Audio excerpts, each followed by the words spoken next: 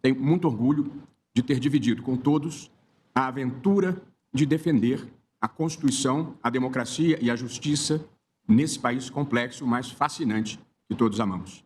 É motivo de alegria para mim e uma sorte para o país saber que o tribunal estará agora nas mãos honradas e sob a mente brilhante do meu querido amigo de quase toda a vida, Luiz Edson Fachin. Uma das melhores pessoas que conheci ao longo de toda a minha jornada, e já vai longa. Muito obrigado a todos.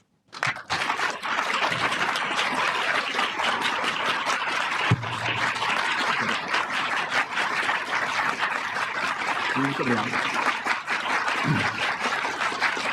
Muito obrigado.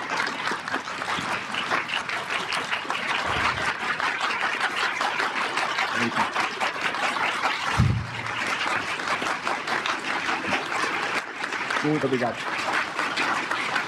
Muito grato de coração. Passo a palavra ao nosso decano, ministro Gilmar Mendes. Há 2 anos, após termos atravessado um período turbulento e sombrio, cuja culminância foi o infame episódio do 8 de janeiro, afirmava eu, ministro Barroso, que a posse de Vossa Excelência como presidente desta Corte tornava palpável a certeza de que o Supremo havia sobrevivido. Vossa Excelência, no mesmo sentido, em seu discurso de posse, disse que a democracia tinha vencido. Mal sabíamos que depois da tempestade viria a enxurrada.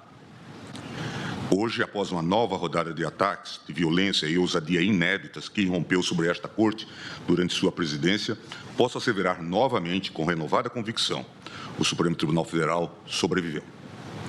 É, portanto, com um sentimento de reconhecimento que toma a palavra nesta sessão, que marca o encerramento do ciclo em que Vossa Excelência esteve à frente da mais alta corte do país. Coube a Vossa Excelência conduzir o tribunal em meio a uma ofensiva sem precedentes, com o escopo de desacreditar a justiça brasileira, de vegar este Supremo aos interesses de um grupelho político e de submeter a soberania nacional às conveniências ideológicas de outras nações.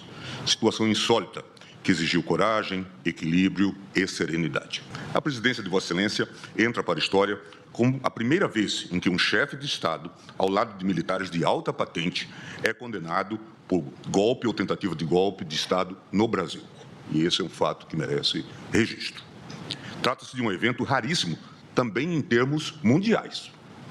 Dado o abalo, um julgamento de tal porte provoca nas instituições, como bem o sabemos. O Supremo, é sempre bom frisar, conduziu o processo que levou à condenação dos réus do núcleo crucial da intentona golpista com tranquilidade e de maneira absolutamente, é bom que se frise, regular, com o respeito ao devido processo legal, ao contraditório e à ampla defesa. O mesmo ocorreu e vem ocorrendo em relação a todos os demais réus. E aqui, os meus encômios ao papel singular, diria eu, sem exagero, acho, quase ou verdadeiramente heróico, desempenhado pelo ministro Alexandre de Moraes. Obrigado, ministro Gilmar.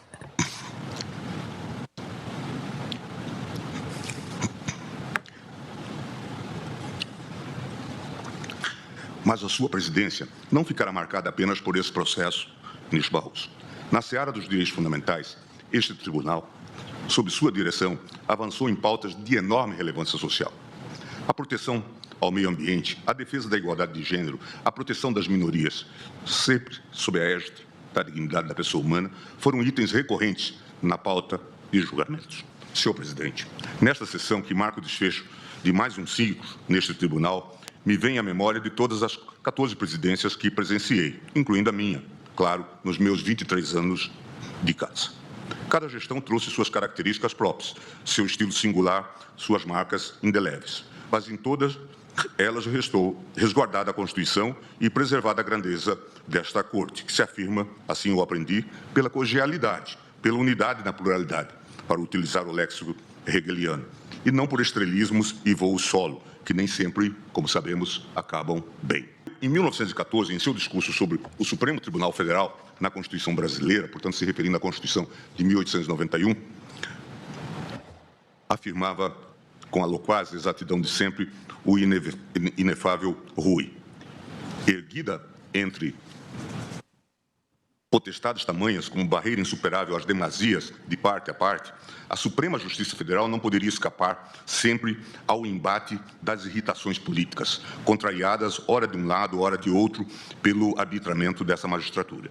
De vez em quando, uma lufada mais violenta se levanta contra ela, por vezes do clamor político, ora dos governos, ora das maiorias, ora das classes contrariadas, e sopra de redor com a rigidez dos vendavais. Mas a grande instituição, a mais liberal e, ao mesmo tempo, a mais conservadora do regime, vai atravessando com serenidade essas inclemências passageiras. 100 anos depois, o Supremo prossegue sereno, atravessando todas as inclemências, ainda que nem tão passageiras. E assim permanecerá, espero, pelos próximos 100. Cabe observar, presidente Barroso, que as instituições, em especial as Cortes Constitucionais, muitas vezes demonstram sua altivez e deveriam ser lembradas não somente pelo que elas logram fazer, pelos seus feitos, ministra Carmen, mas pelos que elas logram evitar que se façam, mas pelos desatinos que elas logram evitar que se concretizem.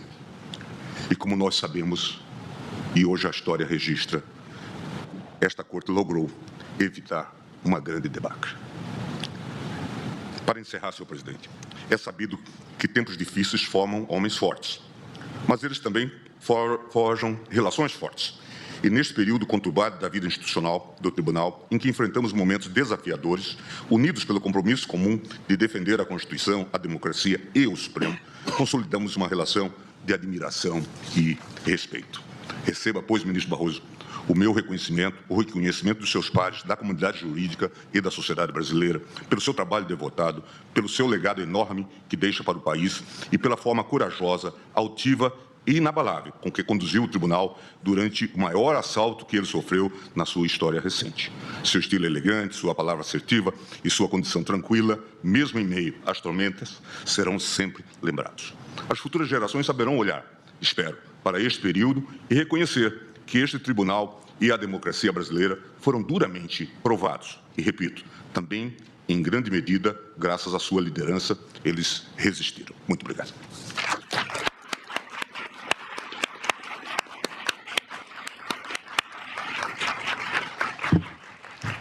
Obrigado, ministro Gilmar Mendes, e ao ouvir as suas palavras gentis, carinhosas, com toda a humildade do mundo, eu lembrei de uma passagem do Ortega y Gasset, em que ele diz: entre o querer ser e o crer que já se é, vai a distância entre o sublime e o ridículo. Portanto, recebo com muita humildade. Mas há também um ditado judaico que diz que o excesso de humildade é vaidade escondida. De modo que eu recebo com muita alegria e gratidão as suas palavras